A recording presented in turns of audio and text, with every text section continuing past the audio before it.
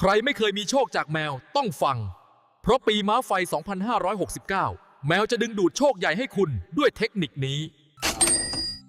เคยไหมครับที่ก้าวเท้าเข้าสู่ปี 2569 มาได้เพียงไม่กี่เดือน แต่กลับรู้สึกเหมือนกำลังเดินอยู่บนกองไฟที่มองไม่เห็นทำงานงกตื่นเช้ากลับดึกพยายามประหยัดทุกวิถีทาง แต่ทำไมกระเป๋าสตางค์มันกลับร้อนรุ่มเงินทองที่หามาได้รั่วไหลออกไปทั้งนั้นทีทั้งนี้ทีเหมือนท่อประปาแตกที่ซ่อมเท่าไหร่ก็ไม่รู้จักจบสิ้นแถมบางวันยังรู้สึกดวงตกซ้ำซ้อนทำอะไรก็ติดขัดจนอยากจะทิ้งตัวลงนอนถอนหายใจยาวเหยียดแล้วสายตาก็เหลือบไปเห็นเจ้าตัวแสบสี่ขาที่นอนพุงกลางอยู่บนโซฟาในใจก็แอบตัดพ้อเบาๆว่าหรือที่ชีวิตฉันมันติดขัดแบบนี้เป็นเพราะต้องมาคอยแบกภาระเปค่าอาหารเม็ดเกรดพรีเมียมค่าสายแมวโต้หู้กับค่าขนมแมวเลียให้เจ้าก้อนขนพวกนี้กันแน่ลองนึกภาพตามผมนะครับท่ามกลางอากาศที่ร้อนระอุของปีม้าไฟคุณกำลังนั่งกุมขมับอยู่หน้าจอคอมพิวเตอร์เครียดกับตัวเลขในบัญชีที่ดูไม่ค่อยเป็นมิตรในขณะที่โลกภายนอกดูวุ่นวายและเต็มไปด้วยพลังงานที่แผดเผาทันใดนั้นเจ้าแมวตัวนุ่มนิ่มก็เดินนวยนาฏเข้ามาใกล้ๆเขาไม่ได้สนใจหรอกครับว่าคุณกำลังเครียดขนาดไหนเขาแค่เดินมาเอาหัวถูไถที่หน้าแข้งส่งเสียงครางเบาๆในลำคอเหมือนกำลังฮัมเพลงแล้วก็กระโดดขึ้นมานั่งทับเอกสารสำคัญของคุณเฉยเลยวินาทีนั้นจากที่คุณกำลังจะปรี๊ดแตกพอได้ลองยื่นมือไปสัมผัสขนที่นุ่มละมุนได้สบตากับดวงตากลมโตที่ดูนิ่งสงบเหมือนน้ำในสระความโกรธมันกลับมาลายหายไปดื้อๆกลายเป็นความรู้สึกผ่อนคลายที่เข้ามาแทนที่จนคุณต้องถามตัวเองว่าทำไมสิ่งมีชีวิตที่ดูเหมือนจะไม่ได้ช่วยหาเงินเข้าบ้านตัวนี้กลับมีอิทธิพลต่อใจเราได้ขนาดนี้สวัสดีครับยินดีต้อนรับกลับสู่เคยไหมพอดแคสต์ที่จะพาคุณไปไขปริศนาความหมายของคำบางคำที่มันทำให้เราต้องถามตัวเองว่าเคยไหมเราก็เคยรู้สึกแบบนี้เหมือนกันนะ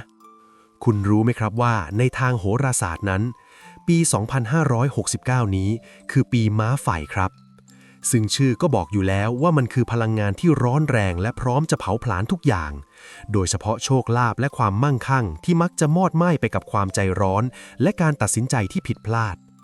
แต่ในโลกของพลังงานทุกอย่างมีขั้วตรงข้ามเสมอครับและสัตว์เพียงชนิดเดียวที่มีคลื่นความถี่หยินหรือธาตุเย็นที่เข้มข้นและแรงที่สุดก็คือแมวนี่แหละครับผมอยากจะบอกคุณว่าบ้านไหนที่ไม่มีแมวในปีม้าไฟนี้พลังงานในบ้านจะค่อนข้างแห้งแล้งและร้อนรุ่มแต่ถ้าบ้านไหนมีน้องแมวอยู่เขาเปรียบเสมือนเครื่องปรับอากาศทางวิญญาณชั้นดีเลยล่ะครับ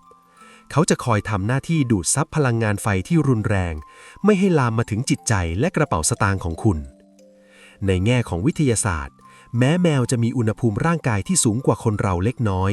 แต่การสัมผัสแมวนั้นมีผลการวิจัยยืนยันว่าช่วยลดความดันโลหิตและทำให้อัตราการเต้นของหัวใจช้าลงซึ่งความใจเย็นนี่แหละครับคือกุญแจสำคัญที่สุดในการตัดสินใจเรื่องเงินทองในปีที่เศรษฐกิจผันผวนแบบนี้ถ้าคุณใจร้อนเหมือนม้าไฟเงินจะหนีไปแต่ถ้าคุณใจเย็นเหมือนแมวเงินจะไหลมาหาคุณเองความน่ารักของเขาที่คุณเห็นในทางจิตวิทยามันสร้างสภาวะที่เรียกว่าปิติเล็กๆขึ้นในใจครับสภาวะนี้เองที่จะเข้าไปล้างสมองจากความหดหู่และความกลัวทำให้คุณมีแรงดึงดูดหรือพลังงานเมตตาที่แผ่ออกมาจนคนรอบข้างอยากเข้ามาหยิบยื่นโอกาสงานดีๆให้ต่างจากคนที่แบกความเครียดไว้บนหน้าจนไม่มีใครอยากเข้าใกล้แถมในทางธรรมการที่เราจัดที่ทางให้เขานอนสบายให้อาหารที่สะอาดมันคือการสร้างสภาวะสัปปายะสี่หรือที่อยู่อาศัยที่เหมาะสมซึ่งเป็นฐานการผลิตบุญที่ใหญ่ที่สุดในบ้านคุณเลยนะครับเมื่อใจของคุณสบายเพราะเห็นสัตว์ตัวน้อยมีความสุขบุญที่เคยสั่งสมมาก็จะส่งผลได้รวดเร็วกว่าปกติคุณรู้ไหมครับว่าภายใต้ขนสีนุ่มนิ่มนั้นมีความลับสำคัญบางอย่างซ่อนอยู่ความลับที่เกี่ยวข้องกับรหัสเรียกทรัพย์ที่คนรวยหลายคนเขาทำกันแต่ไม่ค่อยพูดออกมามันเป็นเรื่องของจังหวะเรื่องของคลื่นพลังงานและเรื่องของการลงทุนที่ให้ผลตอบแทนมากกว่าแค่ความน่ารักและในวันนี้ผมจะพาคุณไปถอดรหัสสิ่งเหล่านั้นด้วยกันครับ เพื่อเปลี่ยนจากสถานะทาสแมวที่ต้องคอยจ่ายเงินทิ้งให้กลายเป็นผู้ที่รู้ความลับในการดึงดูดโชคลาภผ่านเจ้าเหมียวของคุณผมจะพาคุณไปดูว่าเราจะเปลี่ยนสิ่งที่เคยคิดว่าเป็นภาระให้กลายเป็นโอกาสทองที่คาดไม่ถึงและทำให้แมวของคุณกลายเป็นเครื่องรางที่มีชีวิตที่อาจจะคาบรางวัลที่หนึ่งมาวางไว้ข้างหมอนคุณในไม่ช้านี้หลังจากฟังจบมุมมองในการมองน้องแมวที่บ้านจะเปลี่ยนไปและคุณจะรู้ว่าการเปย์แมวในปี 2569 นี้คือการลงทุนที่กำไรสูงที่สุดในชีวิตของคุณลองคิดดูสิครับถ้าเพียงแค่คุณรู้วิธีจูนจิตกับเขาให้ถูกวิธีอะไรจะเกิดขึ้นเดี๋ยวเราจะไปหาคำตอบนั้นกันครับเคยสังเกตมือเล็กๆของเจ้าตัวแสบที่บ้านไหมครับเวลาที่เขานอนหงายพุงโชว์ความนุ่มนิ่มแล้วค่อยๆยื่นอุ้งเท้าหน้าขึ้นมาตะปบอากาศช้าๆหรือตอนที่เขาเดินขึ้นมาเหยียบลงบนพุงของคุณแล้วเริ่มออกแรงนวดสลับซ้ายขวาอย่างเป็นจังหวะคุณรู้สึกไหมครับว่าแรงกดเบาๆจากอุ้งเท้าคู่นั้นมันไม่ได้ส่งผลแค่กับร่างกายแต่เหมือนเขากำลังกดปุ่มอะไรบางอย่างในใจเราอยู่ท่าทางที่ดูเหมือนการนวดเพื่อหาที่นอนสบายๆนั้นจริงๆแล้วในรหัสลับของปี 2569 นี้นี่แหละครับคือสิ่งที่ผมเรียกว่าการนวดซับเป็นการกระตุ้นเคลื่อนพลังงานที่ขัดเกลาความตระหนี่และความกลัวในใจเราให้กลายเป็นความผ่อนคลายซึ่งเป็นสภาวะเดียวกับที่เศรษฐีระดับโลกใช้ในการดึงดูดโอกาสทองเข้าหาตัวลองนึกภาพตามผมนะครับท่ามกลางกระแสการเงินที่ผันผวนของปีม้าไฟที่รวดเร็วและรุนแรงการที่คุณจะไขว่คว้าโชคลาภก้อนโตอย่างรางวัลที่หนึ่งคุณไม่สามารถวิ่งไล่ตามมันด้วยความโลภที่ร้อนรุ่มได้หรอกครับเพราะยิ่งวิ่งไล่ไฟแห่งความอยากจะยิ่งแผดเผาจนโชคลาภนั้นมอดไหม้ไปก่อนจะถึงมือแต่รหัสลับที่ซ่อนอยู่ในอุ้งเท้าแมวคือความนิ่งและใจเย็นการที่เขาตะปบเหยื่อหรือนวดพุงคุณมันคือการแสดงออกถึงสภาวะที่จิตจดจ่ออยู่กับปัจจุบันอย่างเต็มที่และถ้าคุณอยากได้โชคใหญ่ในปีนี้คุณต้องรู้วิธีขอและวิธีจูนจิตให้ถูกจังหวะเหมือนกับการที่คุณรอให้แมวอารมณ์ดีที่สุดก่อนจะเข้าไปกอดเขานั่นแหละครับคุณรู้ไหมครับว่าส่วนที่มหัศจรรย์ที่สุดของแมวในการรับสัญญาณจากจักรวาลไม่ใช่หูที่ไวต่อเสียงแต่มันคือหางครับลองสังเกตดูสิครับเวลาที่แมวเดินนวยนาฏอย่างมีความสุขหางของเขาจะตั้งชี้ฟ้าตรงแนวหรือบางทีก็ม้วนงอเป็นรูปเครื่องหมายคำถามที่ปลายหางในทางพลังงานหยินหางแมวทำหน้าที่เหมือนสาวอากาศที่คอยดักจับกระแสพลังงานรอบตัวโดยเฉพาะในปีม้าไฟที่ประจุไฟฟ้าในอากาศมันหนาแน่นและตึงเครียดหางแมวจะคอยทำหน้าที่ถ่ายเทประจุเหล่านั้นให้สมดุลเคล็ดลับที่ผมอยากบอกคุณคือในวันที่คุณรู้สึกว่าต้องการคำตอบจากจักรวาลหรืออยากจะขอโชคลาภก้อนใหญ่สักครั้งให้รอจังหวะที่น้องแมวอารมณ์ดีที่สุดจังหวะที่เขาเดินมาคลอเคลียแล้วชูหางขึ้นฟ้าอย่างมั่นใจวินาทีนั้นให้คุณลองเอื้อมมือไปแตะที่โคนหางของเขาเบาๆสัมผัสถึงความอุ่นและความนุ่มนิ่มนั้นแล้วตั้งจิตอธิษฐานถึงตัวเลขหรือจำนวนเงินที่ใจคุณปรารถนาอย่างสงบไม่ใช่การอ้อนวอนด้วยความขาดแคลนแต่เป็นการส่งผ่านความตั้งใจผ่านสาวสัญญาณที่มีชีวิตนี้ให้เคลื่อนความคิดของคุณสอดประสานไปกับคลื่นพลังงานธาตุเย็นของเขาเพื่อส่งต่อความต้องการนั้นไปยังจักรวาลในจังหวะที่ประตูแห่งโอกาสเปิดกว้างที่สุด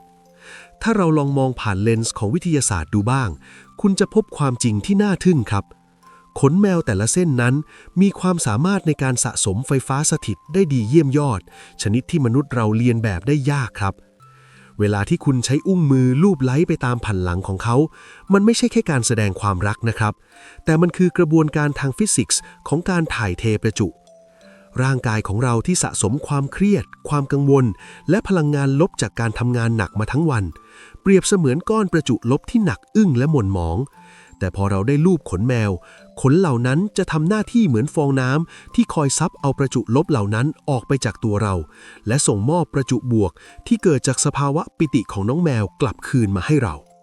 เมื่อประจุในร่างกายของคุณกลับมาสมดุลสมองของคุณจะหลั่งสารความสุขที่ทำให้คุณมองเห็นโอกาสในที่ที่คนอื่นมองเห็นแต่อุปสรรคการตัดสินใจของคุณจะเฉียบคมขึ้นคุณจะเลือกเลขที่ใช่เลือกจังหวะลงทุนที่ชอบโดยมีพื้นฐานมาจากใจที่นิ่งและเป็นสุข นี่คือเหตุผลว่าทำไมทาสแมวหลายคนถึงมักจะถูกหวยบ่อยๆหรือมีโชคลาภลอยเข้ามาแบบไม่ตั้งใจเพราะพวกเขาได้รับการดีท็อกซ์พลังงานลบออกไปทุกวันผ่านการลูบขนแมวนั่นเองครับในทางจิตวิทยาสิ่งนี้เรียกว่ากระบวนการสร้างเงื่อนไขตอบสนองครับลองฝึกสังเกตดูนะครับเวลาที่คุณกำลังลังเลใจกับเรื่องสำคัญหรือกำลังเลือกตัวเลขนำโชคสักชุดหนึ่งในใจแล้วจู่ๆเจ้าแมวก็เดินเข้ามาหาคุณหรือหันมามองหน้าคุณในจังหวะนั้นพอดีให้คุณลองตั้งเงื่อนไขกับตัวเองดูว่าถ้าเขาเดินเข้ามาใกล้แปลว่าจักรวาลตกลงการฝึกแบบนี้บ่อยๆไม่ใช่เรื่องงมงายครับแต่มันคือการฝึกสัญชาตญาณหรือความรู้สึกส่วนลึกให้เฉียบคมเพราะแมวเป็นสัตว์ที่ไวต่อความเปลี่ยนแปลงทางอารมณ์และคลื่นแม่เหล็กไฟฟ้ามากการที่เขาตัดสินใจเคลื่อนที่เข้ามาหาคุณในจังหวะที่ใจคุณมีพลังงานบางอย่างมันคือการสะท้อนคำตอบที่ซ่อนอยู่ในจิตใต้สำนึกของคุณออกมาให้เห็นเป็นรูปธรรมยิ่งไปกว่านั้นในทางธรรมการที่เราแผ่เมตตาให้กับสัตว์เลี้ยงโดยเฉพาะแมวที่มีนิสัยรักอิสระและมีความเป็นตัวของตัวเองสูงมันคือบททดสอบชั้นดีของเมตตาเจโตวิมุตติหรือการทำใจให้หลุดพ้นด้วยเมตตาครับการที่คุณดูแลเขาด้วยความรักโดยไม่หวังผลตอบแทนยอมให้เขามานอนทับยอมให้เขามากวนเวลาทำงานจิตที่อ่อนโยนและเสียสละนี้เองที่เป็นทางลัดสู่สมาธิที่เร็วที่สุดและในสภาวะสมาธิที่ว่างและสว่างนี้เองครับที่จะเป็นตัวสแกนคลื่นความถี่ของโชคลาภได้แม่นยำที่สุดลองนึกดูสิครับจิตที่เต็มไปด้วยความเมตตาจากการเลี้ยงแมวจะเป็นจิตที่เปิดรับไม่ใช่จิตที่บีบคั้นเมื่อคุณมีความสุขที่เห็นเขากินอิ่มนอนหลับใจคุณจะเข้าสู่สภาวะมั่งคั่งโดยอัตโนมัติเพราะคุณรู้สึกว่าคุณมีพอที่จะแบ่งปันและตามกฎแห่งแรงดึงดูดเมื่อคุณรู้สึกมั่งคั่งจักรวาลก็จะส่งความมั่งคั่งกลับมาหาคุณในรูปแบบต่างๆไม่ว่าจะเป็นโชคลาภจากการเสี่ยงดวงหรือโอกาสงานที่ทำรายได้มหาศาลดังนั้นรางวัลที่1ที่คุณปรารถนาในปี 2569 นี้มันอาจจะไม่ได้มาจากการหยิบจับใบตรวจหวยด้วยมือที่สั่นเท้าด้วยความอยากแต่มันอาจจะมาจากการที่คุณนั่งเกาคางให้เจ้าเหมียวจนเขาหลับปุ๋ยไปพร้อมกับความสุขของคุณความลับของรหัสลับกวักเรียกโชคคือการเปลี่ยนตัวเองให้เป็นขั้วบวกที่นิ่งสงบเหมือนแมวนี่แหละครับแล้วคุณจะแปลกใจว่าทำไมโชคลาภถึงเริ่มวิ่งเข้าหาคุณเหมือนกับที่เจ้าเหมียวชอบวิ่งเข้าหาชามอาหารที่คุณเตรียมไว้ให้การจูนจิตกับแมวจึงไม่ใช่เรื่องของการนั่งหลับตาภาวนาอย่างเดียวแต่มันคือการใช้ชีวิตให้กลมกลืนไปกับธรรมชาติของเขาเรียนรู้ที่จะรับฟังเสียงที่ไม่ได้พูดออกมาและสัมผัสถึงความรักที่ไร้เงื่อนไขเมื่อคุณและเขากลายเป็นเนื้อเดียวกันในเชิงพลังงานเมื่อนั้นแหละครับที่เสียงเรียกทรัพย์จะดังขึ้นในบ้านของคุณแต่อย่าเพิ่งชะล่าใจไปนะครับเพราะแม้เราจะรู้วิธีจูนจิตเรียกโชคแล้วแต่ถ้าในบ้านของคุณยังมีกำแพงพลังงานลบบางอย่างขวางกั้นอยู่ต่อให้แมวกวักเก่งแค่ไหนเงินทองก็ไหลเข้ามาไม่ได้อยู่ดีคุณรู้ไหมครับว่ามีจุดตายเล็กๆที่ทาสแมวหลายคนมองข้ามซึ่งมันคือตัวขัดลาภอันดับหนึ่งเลยทีเดียวเคยไหมครับที่บางวันคุณก้าวเท้าเข้าไปในบ้านแล้วจู่ๆก็รู้สึกเหมือนบรรยากาศมันหนักอึ้งยังบอกไม่ถูกทั้งที่เปิดพัดลมเบอร์แรงสุดหรือเปิดแอร์จนเย็นฉ่ำแต่ความรู้สึกอึดอัดและหม่นหมองกลับยังวนเวียนอยู่รอบตัวจนทำให้คุณรู้สึกหงุดหงิดง่ายคิดงานไม่ออกหรือแม้แต่จะหยิบมือถือมาเช็คตัวเลขนำโชคสักชุดใจมันก็สั่นๆรวนๆเหมือนคลื่นสัญญาณขาดหายผมอยากให้คุณลองสูดลมหายใจเข้าลึกๆดูสักนิดครับแล้วลองสังเกตดูว่ามีกลิ่นอะไรบางอย่างที่กำลังทำหน้าที่เป็นกำแพงล่องหนสะกดโชคลาภของคุณให้จมดินอยู่หรือเปล่าโดยเฉพาะกลิ่นที่มาจากมุมเล็กๆของเจ้าก้อนขนที่คุณรักเพราะในปี 2569 นี้กลิ่นคือตัวตัดสินดวงชะตาที่สำคัญที่สุดอย่างหนึ่งเลยแหละครับลองนึกภาพตามผมนะครับท่ามกลางปีม้าไฟที่พลังงานมันพรุ่งพล่านและรวดเร็วโชคลาภก้อนใหญ่หรือรางวัลที่หนึ่งนั้นเขามักจะมองหาที่พำนักที่สะอาดและสว่างไสวเสมอเปรียบเสมือนแขกผู้ใหญ่ที่ทรงเกียรติเขาคงไม่อยากก้าวเท้าเข้าไปในบ้านที่ตลบอบอวนไปด้วยกลิ่นแอมโมเนียจากกระบะทรายที่หมักหมมหรือจานอาหารแมวที่มีเศษอาหารแห้งกรังส่งกลิ่นบูดเบาๆหรอกใช่ไหมครับในทาง Mindful Mutelu นั้น กลิ่นเหม็นอับเหล่านี้คือสิ่งที่เรียกว่าพลังงานมรณะหรือพลังงานเน่าเสียครับมันทำหน้าที่เหมือนแม่เหล็กที่คอยดึงดูดเหล่าสัมภเวสีทางพลังงานหรือสิ่งอัปมงคลที่ชอบความเน่าเฟะให้เข้ามารวมตัวกันซึ่งพลังงานพวกนี้แหละครับที่มักจะทำให้คนในบ้านเกิดอาการป่วยกระเสาะกระแสะจิตใจเศร้าหมองและที่สำคัญที่สุดคือมันจะคอยผลักไสลาบลอยให้กระเด็นออกไปไกลตัวคุณโดยที่คุณไม่รู้ตัวเลยสักนิดคุณรู้ไหมครับว่าการที่คุณปล่อยให้กระบะทรายของน้องแมวส่งกลิ่นเหม็นมันคือการสร้างจุดอับโชคที่ใหญ่ที่สุดในบ้านเพราะตามหลักฮวงจุ้ยของสัตว์เลี้ยงกระบะทรายคือจุดขับถ่ายพลังงานเสียถ้าคุณไม่หมั่นชำระล้างให้สะอาดและส่งกลิ่นหอมสดชื่นอยู่เสมอพลังงานเหล่านั้นจะไหลย้อนกลับเข้ามาในบ้านกลายเป็นตัวขัดขวางทางเดินเงินของคุณ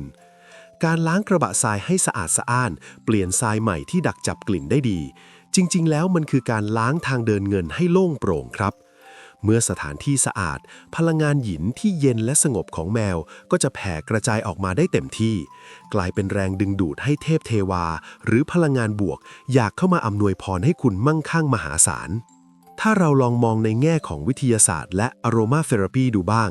คุณจะพบความจริงที่น่าทึ่งครับกลิ่นแอมโมเนียที่ระเหยออกมาจากฉี่แมวที่ค้างคามันมีฤทธิ์ทำลายสมาธิและทำให้สมองส่วนหน้าของคุณล้าลงอย่างรวดเร็วโดยที่คุณอาจไม่ทันสังเกตเห็นเมื่อสมองล้าและรับรู้ถึงกลิ่นที่ไม่พึงประสงค์อยู่ตลอดเวลา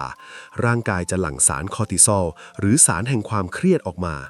ซึ่งสารนี้แหละครับที่เป็นตัวการสำคัญที่ทำให้การตัดสินใจของคุณผิดเพี้ยนไปหมด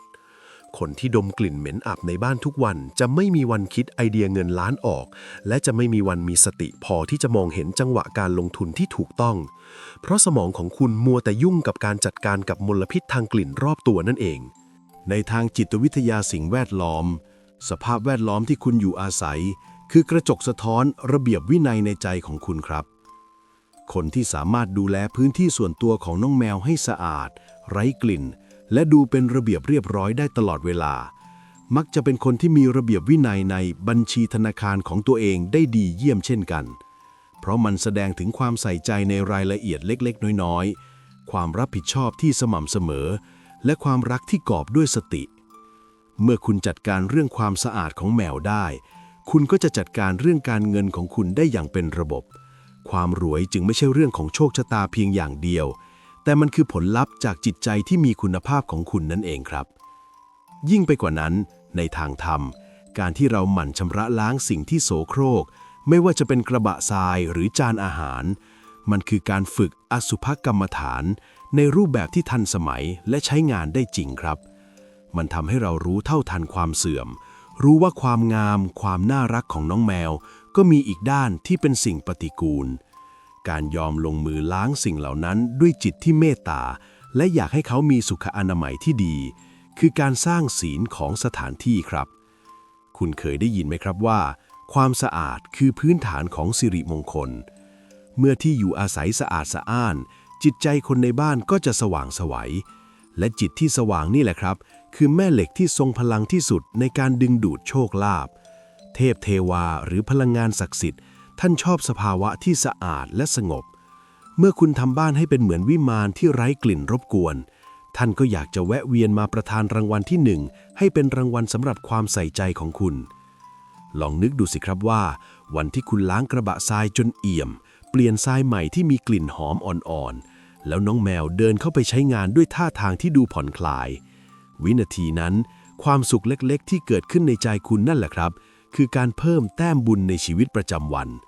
พลังงานความสุขที่บริสุทธิ์แบบนี้แหละครับที่จะไปจูนกับเครื่องความถี่ของความมั่งคั่งเพราะความรวยชอบอยู่ใกล้คนที่มีความสุขและมีใจที่กว้างขวางการเปย์เวลามาดูแลความสะอาดให้แมวจึงเป็นการส่งสัญญาณบอกจักรวาลว่าฉันพร้อมแล้วที่จะเป็นผู้ดูแลที่ยอดเยี่ยมไม่ว่าจะเป็นดูแลชีวิตสัตว์เลี้ยงหรือดูแลเงินทองมหาศาลดังนั้นก่อนที่คุณจะไปเสาะแสวงหาเลขเด็ดจากที่ไหนผมอยากให้คุณลองหันไปมองที่จานอาหารและกระบะทรายของเจ้าเหมียวดูครับถ้ามันยังมีคราบสกปรกหรือทรงกลิ่นรบกวนนั่นแหละครับคือตัวกั้นขวางโชคลาภที่สำคัญที่สุดจงเปลี่ยนมันให้กลายเป็นพื้นที่ที่สะอาดและหอมสดชื่นเสียตั้งแต่วันนี้แล้วคุณจะแปลกใจว่าทำไมหลังจากล้างกระบะทรายเสร็จ จิตใจคุณถึงดูปลอดโปร่งจนมองเห็นตัวเลขนำโชคลอยเด่นขึ้นมาในหัวได้อย่างน่าอัศจรรย์เพราะในปี 2569 นี้โชคลาภจะไม่วิ่งเข้าหาคนที่ปล่อยให้ชีวิตรกรุงรังและเหม็นอับแต่จะวิ่งเข้าหาคนที่เตรียมที่ว่างที่สะอาดและสวยงามไว้รอครับการกำจัดสัญญาณมรณะเหล่านี้ทิ้งไปคือการเปิดประตูบ้านรับรางวัลใหญ่ที่จะมาถึงในไม่ช้านี้อย่างแน่นอนแต่คุณรู้ไหมครับว่าเมื่อบ้านสะอาดแล้วทางเดินเงินโล่งแล้วสิ่งมหัศจรรย์ต่อไปที่จะเกิดขึ้นคือน้องแมวของคุณเขาจะเริ่มทำหน้าที่เป็นสื่อกลางที่ลึกซึ้งยิ่งกว่าเดิมครับเขาจะเปลี่ยนจากการเป็นแค่สัตว์เลี้ยงกลายเป็นนิมิตสดที่มีชีวิตเพื่อคอยส่งสัญญาณลับบางอย่างเกี่ยวกับโชคลาภให้คุณเห็นอยู่ทุกวันคุณเคยคิดไหมครับว่าต่อให้เราจะจัดบ้านจนสะอาดเอี่ยมล้างกระบะทรายจนหอมฟุ้งหรือพยายามจูนจิตกับน้องแมวด้วยวิธีไหนก็ตามแต่ถ้าเราขาดดวงตาที่จะมองเห็นสัญญาณที่เขาส่งมาให้ทุกอย่างที่ทำมาอาจจะกลายเป็นเพียงความว่างเปล่าไปอย่างน่าเสียดายเพราะในปี 2569 นี้เจ้าเหมียวของคุณเขาจะไม่มานั่งบอกเลขตรงๆหรือสะกิดไหล่แล้วยื่นโพยหวยให้หรอกนะครับแต่เขาจะแสดงสิ่งที่ผมเรียกว่านิมิตสดออกมาผ่านพฤติกรรมที่ดูเหมือนจะบังเอิญแต่จริงๆแล้วมันคือรหัสลับที่ซ่อนอยู่อย่างแนบเนียนที่สุดลองนึกภาพตามผมนะครับในวันธรรมดาวันหนึ่งที่คุณกำลังนั่งคิดทบทวนเรื่องโชคชะตาจู่ๆเจ้าตัวแสบที่ปกติมักจะนอนอืดอยู่บนคอนโดแมวกลับเดินดุมๆไปนอนทับบนปฏิทินหรือกระโดดขึ้นไปนั่งนิ่งๆอยู่บนกองสลากกินแบ่งที่คุณเพิ่งซื้อมาหรือแม้กระทั่งการที่เขาเดินมาทักทายคุณด้วยเสียงร้องจังหวะเดิมเป๊ะๆในเวลาเดิมทุกๆวันคุณคิดว่านั่นคือเรื่องบังเอิญนะครับในทาง Mindful มูเตลูของปีม้าไฟนี้ไม่มีคำว่าบังเอิญสำหรับสัตว์ที่มีสัมผัสพิเศษอย่างแมวครับรหัสลับข้อแรกที่ผมอยากให้คุณเริ่มสังเกตคือสิ่งที่เรียกว่ายามแมวหรือ Cat O'Clock ครับคุณเคยสะดุ้งตื่นขึ้นมาเพราะเสียงแมวมาปลุกตอนตี 3หรือตี 5เป๊ะๆไหมครับในทางความเชื่อโบราณผสมผสานกับพลังงานจักรวาลช่วงเวลานั้นคือช่วงที่ประตูสวรรค์หรือรอยต่อระหว่างมิติเปิดกว้างที่สุดพลังงานสะอาดจากเบื้องบนจะไหลลงมาสู่โลกและแมวซึ่งเป็นสัตว์ธาตุเย็นจะไวต่อคลื่นนี้มากถ้าเขามาปลุกคุณในเวลาเดิมซ้ำซ้อนนั่นไม่ใช่แค่เขาหิวหรอกครับแต่เขากำลังบอกว่าเฮ้ยธาตุตื่นมาดูเลขที่เกี่ยวข้องกับตัวฉันเดี๋ยวนี้นะไม่ว่าจะเป็นเลขอายุของเขาวันที่เขามาอยู่กับคุณหรือแม้แต่จำนวนก้าวที่เขาเดินมาหาทุกอย่างในยามนั้นคือนิมิตสดที่บริสุทธิ์ที่สุดครับถ้ามองในมุมของวิทยาศาสตร์และพฤติกรรมสัตว์แมวมีความสามารถที่เรียกว่า animal cognition หรือการรับรู้ที่ละเอียดอ่อนมากครับเขาสามารถสัมผัสถึงความสั่นสะเทือนของเปลือกโลกความกดอากาศหรือแม้แต่คลื่นแม่เหล็กไฟฟ้าที่มนุษย์เราไม่มีวันรู้สึกได้การที่น้องแมวของคุณไปเลือกนอนในจุดแปลกๆของบ้านที่เขาไม่เคยไปหรือไปจ้องมองกำแพงว่างๆในจุดเดิมซ้ำๆในทางพลังงานมันคือการบ่งบอกถึงจุดรับพลังงานหรือ vortex ในบ้านครับจุดนั้นอาจจะเป็นจุดที่มีกระแสโชคลาภไหลเวียนดีที่สุดในขณะนั้นลองเอาตัวเลขที่คุณมีในใจไปวางไว้ตรงนั้นหรือไปนั่งสมาธิในจุดที่เขานอนดูสิครับคุณอาจจะได้รับสัญญาณภาพบางอย่างที่ชัดเจนขึ้นอย่างไม่น่าเชื่อในแง่ของจิตวิทยามันมีปรากฏการณ์ที่เรียกว่าพารีโดเลียครับคือการที่สมองของคนเราพยายามมองหาแพทเทิร์นหรือรูปทรงที่คุ้นเคยในสิ่งต่างๆเช่นมองเห็นหน้าคนบนดวงจันทร์หรือมองเห็นตัวเลขในลายขนแมวหลายคนอาจจะบอกว่างมงายแต่คุณรู้ไหมครับว่าในทางจิตวิทยาเชิงลึกนี่คือวิธีที่จิตใต้สำนึกของคุณเลือกใช้แมวเป็นสื่อกลางในการดื่มคำตอบที่คุณมีอยู่แล้วข้างในออกมาให้เห็นจิตใต้สำนึกของเราฉลาดกว่าที่เราคิดครับเขารู้ว่าเลขไหนคือเลขที่จะนำโชคมาให้แต่เขาต้องการตัวกระตุ้นที่เป็นรูปธรรมและแมวที่มีความเคลื่อนไหวพลิ้วไหวนี่แหละครับคือตัวกระตุ้นชั้นยอดการที่คุณเห็นเลขในลายขนแมวจริงๆแล้วมันคือการที่จิตของคุณอนุญาตให้โชคลาภนั้นปรากฏกายออกมาผ่านสิ่งที่รักที่สุดนั่นเองยิ่งไปกว่านั้นในทางธรรมการฝึกสังเกตพฤติกรรมแมวคือการฝึกสัมปชัญญะหรือความรู้ตัวทั่วพร้อมอย่างหนึ่งครับคุณต้องเป็นคนละเอียดขนาดไหนถึงจะจำได้ว่าแมวเดินท่าไหนร้องกี่ครั้งหรือนอนตรงไหน ความละเอียดรอบคอบนี้เองครับที่เป็นทักษะสำคัญของผู้ชนะในโลกของการเงินคนที่รวยระดับร้อยล้านพันล้านเขาไม่ได้เก่งแค่เรื่องตัวเลขนะครับแต่เขาเก่งเรื่องการสังเกตสัญญาณเล็กๆในตลาดที่คนอื่นมองข้ามการที่คุณฝึกสังเกตนิมิตสดจากแมวทุกวันมันคือการเทรนสมองให้กลายเป็นคนช่างสังเกตและความละเอียดนี้เองที่จะทำให้คุณไม่พลาดโอกาสทองหรือรางวัลใหญ่ที่จักรวาลส่งมาให้ในรูปแบบต่างๆลองนึกดูสิครับถ้าคุณเปลี่ยนจากการนั่งเครียดรอเลขเด็ดจากสำนักดังมาเป็นการนั่งสังเกตเจ้าเหมียวที่บ้านด้วยความรักและสติจิตของคุณจะเข้าสู่สภาวะผ่อนคลายแต่ตื่นตัวซึ่งเป็นสภาวะที่ไอเดียเงินล้านมักจะผุดขึ้นมาบางทีเลขรางวัลที่ 1ที่คุณตามหามาทั้งชีวิตมันอาจจะซ่อนอยู่ในจำนวนครั้งที่เขาสะบัดหางใส่คุณตอนที่คุณแกล้งเรียกชื่อเขาผิดก็ได้ใครจะไปรู้ความสวยงามของนิมิตสดคือมันเป็นเรื่องเฉพาะตัวระหว่างคุณกับเขาครับมันคือภาษาใจที่จักรวาลจัดสรรมาให้ทาสแมวโดยเฉพาะการอ่านนิมิตสดจึงไม่ใช่การนั่งเทียนเดาครับแต่เป็นการใช้ตาเนื้อมองพฤติกรรมแล้วใช้ตาในสัมผัสถึงพลังงานเมื่อทั้งสองอย่างบรรจบกันคุณจะเริ่มเห็นความเชื่อมโยงที่น่าทึ่งเช่นวันนี้แมวคาบจิ้งจกมาวางหน้าประตูบ้าน3ตัวแล้วในใจคุณดันคิดถึงเลข3อยู่พอดีหรือการที่เขาไปกระโดดทับรีโมททีวีแล้วช่องเปลี่ยนไปที่เลขเดิมซ้ำๆอย่ามองข้ามความบังเอิญที่แสนพิเศษเหล่านี้เด็ดขาดนะครับเพราะในปีม้าไฟที่รวดเร็วแบบนี้โชคลาภมักจะมาในรูปแบบของสัญญาณฉับพลันแบบนี้แหละครับแต่คุณรู้ไหมครับว่าต่อให้คุณจะอ่านนิมิตเก่งแค่ไหนสังเกตจนตาเขม็งยังไงถ้าขาดสิ่งสุดท้ายที่ผมจะบอกในพาร์ทหน้าทุกอย่างก็อาจจะจบลงแค่การเป็นนักสังเกตการณ์ที่ไม่มีวันได้ครอบครองเพราะความลับที่ยิ่งใหญ่ที่สุดของการเรียกทัพในปี 2569 นี้ไม่ได้อยู่ที่การขอเพียงอย่างเดียวครับแต่มันอยู่ที่สัญญาใจและวงจรของการให้ที่ทรงพลังยิ่งกว่าสิ่งใดตอนนี้เรารู้แล้วว่าต้องสังเกตยังไงต้องอ่านรหัสแบบไหนแต่คำถามสำคัญคือเราจะเอาข้อมูลเหล่านี้ไปปรับใช้จริงให้รอดและรวยพุ่งกระฉูดในชีวิตประจำวันได้ยังไงเดี๋ยวเราจะมาหาคำตอบสุดท้ายที่ถือเป็นหัวใจสำคัญของคัมภีร์แมวเรียกทัพกันครับคุณเคยฉุกคิดไหมครับว่าท่ามกลางการวิ่งวุ่นหาตัวเลขนำโชคการนั่งถอดรหัสนิมิตจากท่าทางการนอนของเจ้าเหมียวหรือการพยายามทำความสะอาดบ้านเพื่อเปิดทางรวยมาทั้งวันสิ่งที่สำคัญที่สุดที่อาจจะเป็นกุญแจดอกสุดท้ายในการเปิดคลังสมบัติของปีม้าไฟ 2569 จริงๆนั้นมันไม่ใช่เรื่องของเทคนิคหรือพิธีกรรมที่ซับซ้อนเลยครับแต่มันคือเรื่องของสติที่ดึงคุณกลับมาสู่โลกความเป็นจริงในฐานะผู้ให้ที่มั่งคั่งต่างหากเพราะต่อให้แมวของคุณจะเป็นแมวกวักที่เก่งที่สุดในโลกแต่ถ้าใจของผู้เลี้ยงยังเต็มไปด้วยความตระหนี่ความกลัวว่าจะขาดแคลนหรือความโลภที่ร้อนรุ่มจนกินในตาพลังงานเหล่านั้นแหละครับที่จะกลายเป็นกำแพงเหล็กที่สะท้อนโชคลาภให้กระเด็นออกไปจากชีวิตคุณอยู่ดีลองนึกภาพตามผมนะครับหลังจากที่เราเรียนรู้การจูนจิตการเคลียร์พลังงานมรณะและการอ่านสัญญาณจากเจ้าตัวแสบมาหมดแล้ววินาทีที่คุณเดินไปหยิบชามอาหารที่สะอาดเอี่ยมเทอาหารเม็ดเกรดพรีเมียมลงไปแล้วนั่งมองเขาเคี้ยวอาหารด้วยความสุขวินาทีนั้นแหละครับคือวิถีชีวิตใหม่ที่ผมอยากให้คุณสัมผัสมันคือสภาวะที่จิตใจของคุณก้าวข้ามคำว่าทาสไปสู่คำว่าผู้อุปถัมภ์ที่เปี่ยมด้วยเมตตาในปี 2569 นี้แมวคือตู้ ATM ที่มีชีวิตครับแต่กฎเหล็กของตู้นี้มีอยู่ว่าคุณต้องเป็นผู้ให้ก่อนคุณถึงจะเป็นผู้ได้รับ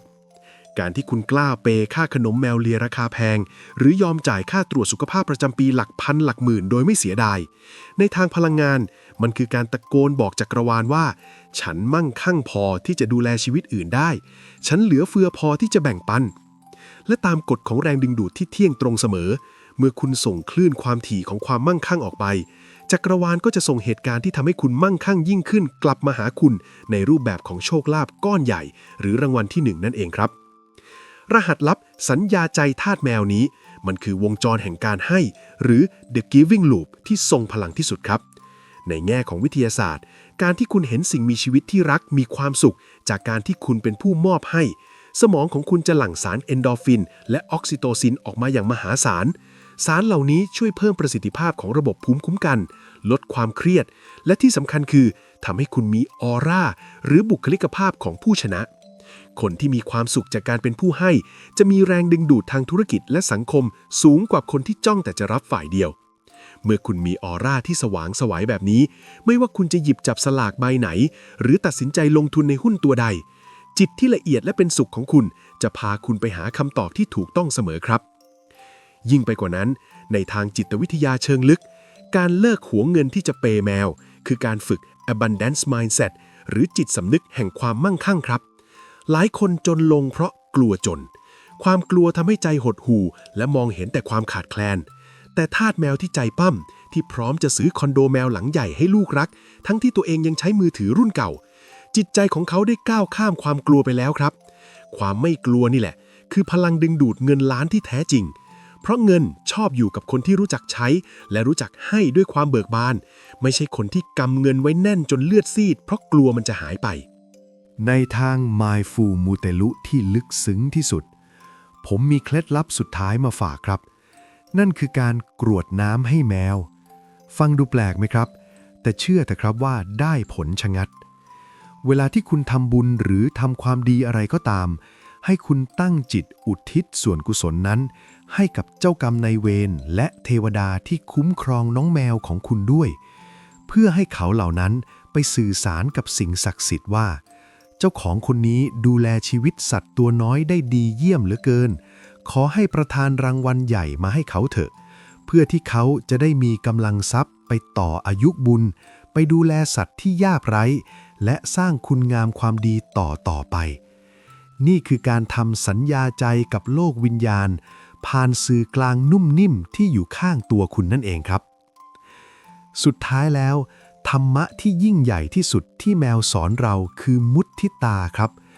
การพลอยยินดีที่เห็นเขามีความสุขเห็นเขานอนพุงกลางเห็นเขาวิ่งเล่นซนๆความยินดีที่บริสุทธิ์โดยไม่หวังผลตอบแทนนี้เองจะย้อนกลับมาเป็นโชคลาภก้อนใหญ่ตามกฎแห่งกรรมเพราะเครื่องรางที่ขลังที่สุดในปีม้าไฟ 2569 นี้ไม่ใช่แผ่นทองหรือหินนำโชคที่ไหนแต่มันคือสติและหัวใจที่เปี่ยมด้วยรักของคุณเองเมื่อที่อยู่อาศัยสะอาดสัปปายะเมื่อจิตใจผ่องใสปิติและเมื่อการให้สมบูรณ์มหาทานเมื่อนั้นแหละครับที่รางวัลที่หนึ่งจะมาปรากฏกายในชีวิตคุณอย่างแน่นอนลองถามใจตัวเองดูนะครับหลังจากที่เราเดินทางผ่านเรื่องราวของแมวเรียกทรัพย์มาทั้งหมดนี้คุณเริ่มมองเห็นความมั่งคั่งที่ซ่อนอยู่ในแววตาของเจ้าตัวแสบที่บ้านบ้างหรือยังและคุณพร้อมหรือยังที่จะเปลี่ยนจากการรอคอยโชคชะตามาเป็นผู้สร้างโชคชะตาด้วยมือที่อบอุ่นของคุณเองผมหวังว่าพอดแคสต์ตอนนี้จะช่วยให้คุณค้นพบรหัสลับที่แท้จริงที่ไม่ใช่แค่เรื่องของตัวเลขแต่เป็นเรื่องของการใช้ชีวิตให้มีความสุขและมั่งคั่งไปพร้อมๆกับเพื่อนสี่ขาที่แสนดีของคุณนะครับแล้วคุณล่ะครับหลังจากได้ฟังเรื่องราวทั้งหมดนี้คุณได้พบว่าจริงๆแล้วเจ้าเหมียวที่บ้านเคยแอบส่งซิกอะไรบางอย่างให้คุณแล้วหรือเปล่าหากเรื่องราวในวันนี้ทำให้คุณนึกถึงใครบางคนหรือทาสแมวคนไหนที่กำลังเครียดเรื่องเงินทองในปีม้าไฟนี้อย่าเก็บพลังดีๆนี้ไว้คนเดียวครับส่งต่อเรื่องราวตอนนี้ไปให้เขาฟังนะครับเพื่อให้เขาได้ตื่นรู้และรวยไปด้วยกันกับเราสำหรับใครที่พร้อมจะเปลี่ยนพลังงานและพร้อมจะรับโชคใหญ่ไปพร้อมกับน้องแมวในปี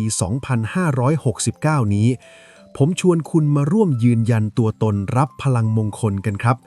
ให้คุณพิมพ์คำว่าแมวเรียกทรัพย์ไว้ในคอมเมนต์ข้างล่างนี้นะครับเพื่อเป็นการประกาศต่อจักรวาลว่าคุณพร้อมแล้วที่จะเป็นมหาเศรษฐีผู้ใจดีที่แมวนำทางถ้าคุณชอบสิ่งที่ผมทำและอยากสนับสนุนให้มีเรื่องราวดีๆแบบนี้ต่อไปอีกอย่าลืมกดไลค์และกดติดตามพร้อมเปิดการแจ้งเตือนเพื่อที่คุณจะได้ไม่พลาดทุกเรื่องราวดีๆที่เราตั้งใจสร้างสรรค์มาให้คุณโดยเฉพาะนะครับแล้วพบกันใหม่ในตอนหน้ากับเคยไหมพอดแคสต์สวัสดีครับ